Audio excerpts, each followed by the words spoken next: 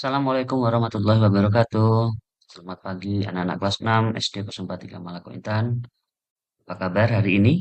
Mudah-mudahan dalam keadaan sehat walafiat ya. Ini ada sedikit video pembelajaran tentang mengenal karya seni patung. Nah, tujuan pembelajaran kita nanti setelah melihat video pembelajaran ini, kalian semua bisa menjelaskan. Satu, membedakan karya seni dua dimensi dan karya seni tiga dimensi.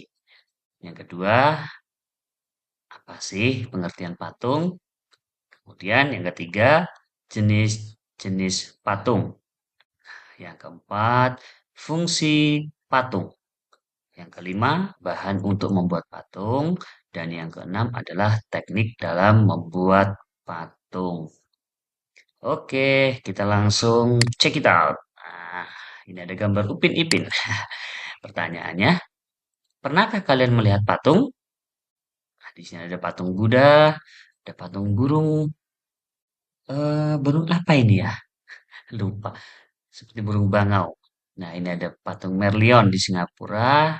Ini ada Tugu Monas di Jakarta. Nah, pertanyaannya, kalian pernah lihat patung di sekitar rumah kita nggak? Karya seni rupa terdiri dari seni dua dimensi dan seni tiga dimensi. Karya seni rupa dua dimensi adalah karya seni yang memiliki batas dua sisi, yaitu sisi panjang dan sisi lebar. Contohnya adalah lukisan atau kain batik. Jadi, kalau karya seni dua dimensi itu hanya punya panjang dan punya lebar. Contohnya itu adalah seni lukisan misalnya dan juga atau kain batik. Nah, kemudian kalau seni tiga dimensi itu seni yang bagaimana ya? Nah, ini dia. Karya seni rupa tiga dimensi merupakan karya seni yang memiliki ukuran panjang, lebar, dan tinggi, sehingga karya dapat dilihat dari segala arah. Contohnya adalah patung. Ini. Patung ini memiliki panjang, memiliki lebar, dan juga memiliki tinggi. Selanjutnya, nah, jadi patung itu adalah karya seni tiga dimensi yang meniru bentuk manusia, hewan, tumbuhan, ataupun benda yang dibuat dengan menggunakan teknik tertentu. Nah, jadi itu patung itu adalah bentuk eh, karya seni tiga dimensi yang bentuknya itu bisa menyerupai manusia, hewan, tumbuhan, buah-buahan, atau benda lain yang dibuat menggunakan teknik tertentu. Nanti kita akan belajar tentang teknik bagaimana cara membuat patung. Nah, fungsi patung. Fungsi patung itu ada beberapa. Yang pertama, fungsi patung sebagai religi, yaitu sebagai sarana untuk beribadah dan bermakna religius. Contohnya adalah patung Buddha atau patung Yesus misalnya. Jadi patung ini fungsinya dipakai untuk beribadah bagi agama atau kepercayaan yang mempercayainya. Contohnya adalah misalnya Buddha, kemudian patung Yesus seperti itu. Kemudian yang fungsi yang kedua adalah sebagai monumen. Jadi untuk mengenang jasa pahlawan atau peristiwa sejarah. Nah, kita sering melihat ya patung-patung pahlawan seperti patung Bung Karno, kemudian patung Jenderal Sudirman, kemudian ada juga Monas. Nah, Monas itu adalah monumen nasional sebagai salah satu bentuk eh, mengenang sebuah peristiwa. Kemudian patung arsitektur. Nah, ini berfungsi untuk pelengkap konstruksi bangunan. Ini arsitektur ini sebagai pelengkap eh, sebuah bangunan misalnya untuk memperindah. Kemudian fungsi selanjutnya adalah patung dekorasi, contoh sebagai hiasan bangunan, taman, dan tempat lainnya. Contohnya ini ada patung burung di taman ini ya. Nah, ini Bapak jadi ingat ini burung flamingo kayaknya. Nah, kemudian patung seni. Patung ini dibuat dengan tujuan untuk dinikmati keindahan bentuknya. Nah, ini adalah salah satu contohnya patung seni. Jadi fungsi patung ada lima. Yang pertama sebagai fungsi religi, untuk sarana beribadah, kemudian fungsi monumen, Kemudian sebagai arsitektur, kemudian fungsi patung untuk dekorasi dan patung untuk seni. Selanjutnya, nah berdasarkan bentuknya, patung itu dibagi dua. Yang pertama adalah patung figuratif. Bentuk patung yang realis atau nyata. Contohnya adalah hewan, manusia, dan tumbuhan. Ini contohnya ada di sebelahnya ini. Ini patung ini adalah patung tumbuhan. Kemudian yang kedua adalah patung non-figuratif. Bentuk patung yang abstrak atau tidak nyata. Ini adalah salah satu contohnya. Ini digunakan dinikmati keindahannya.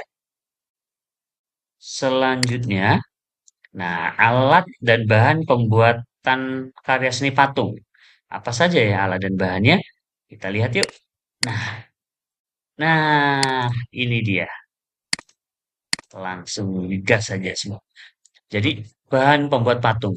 Secara umum bahan pembuat patung itu bisa dibagi menjadi dua. Yang pertama adalah bahan lunak. Contohnya itu adalah tanah liat, lilin, sabun, atau plastisin misalnya. Itu adalah bahan-bahan lunak. Jadi secara bahan yang kedua adalah bahan keras. Contohnya kayu, batu, besi, dan marmer. Ya, ini adalah contohnya. Ini adalah patung lilin dari presiden kita, Bapak Jokowi. Kemudian mungkin kita kalau di rumah sering membuat bahan patung yang berasal dari tanah liat ya, itu termasuk ke dalam bahan yang lunak. Kalau kayu itu termasuk bahan yang keras. Kemudian kita lihat alat untuk membuat patung apa saja ya.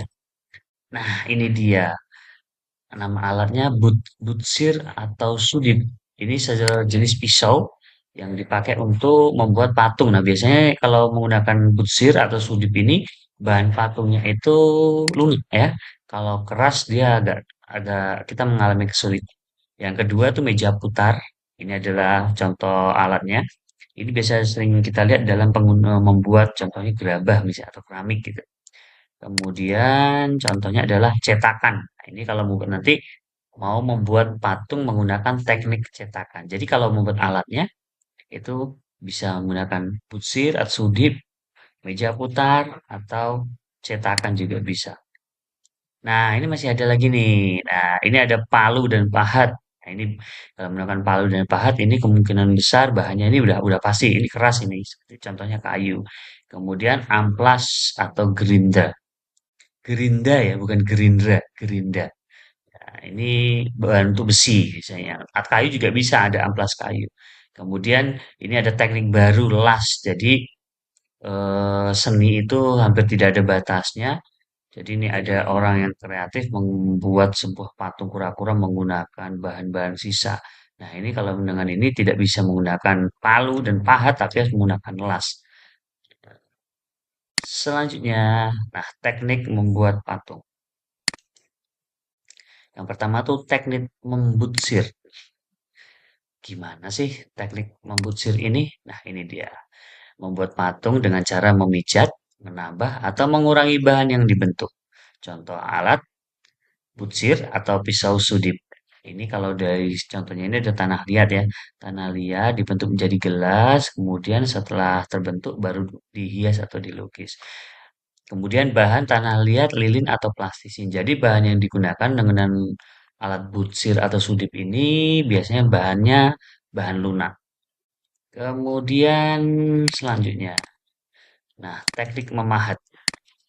Bahannya pahat atau palu, kemudian alatnya pahat atau palu, kemudian bahannya bisa batu, bisa kayu. Ini adalah contohnya ya. Kalau contoh seperti ini sudah tidak asing di tempat kita. Kemudian, nah kalau alatnya pahat dan palu ini biasanya bahannya itu biasanya bahan yang keras ya. Nah, yang ketiga adalah teknik mencetak. Nah, ini adalah salah satu teknik membuat patung yaitu dengan cara mencetak. Berarti alatnya dia membutuhkan cetakan. Nah, yang keempat itu adalah teknik konstruksi. Teknik konstruksi itu membangun dari benda atau tanah sesuatu yang belum berbentuk, kemudian kita bangun, kita konstruksi menjadi bentuk-bentuk tertentu. Ini di dalam gambar ini contoh membuat gerabah ini ya. Ini ada juga contoh misalnya seperti ini. Nah, ini dia. Ini dari besi-besi, dari sisa-sisa peralatan, kemudian dikonstruksi, dibangun ulang menjadi sebuah bentuk kura-kura. Nah, ini adalah salah satu contoh teknik membuat patung ya. Jadi teknik membuat patung itu ada empat. Yang pertama adalah teknik membutsir, kemudian teknik memahat, kemudian ada teknik mencetak, kemudian selanjutnya adalah teknik konstruksi. Oke, demikian video pembelajaran kita hari ini. Nanti kalau ada pertanyaan bisa dikirimkan lewat komentar atau juga bisa kita diskusi melalui grup WA kelas kita. Oke, demikian. Salam dari Bapak. Akhirnya, Assalamualaikum warahmatullahi wabarakatuh. Semangat!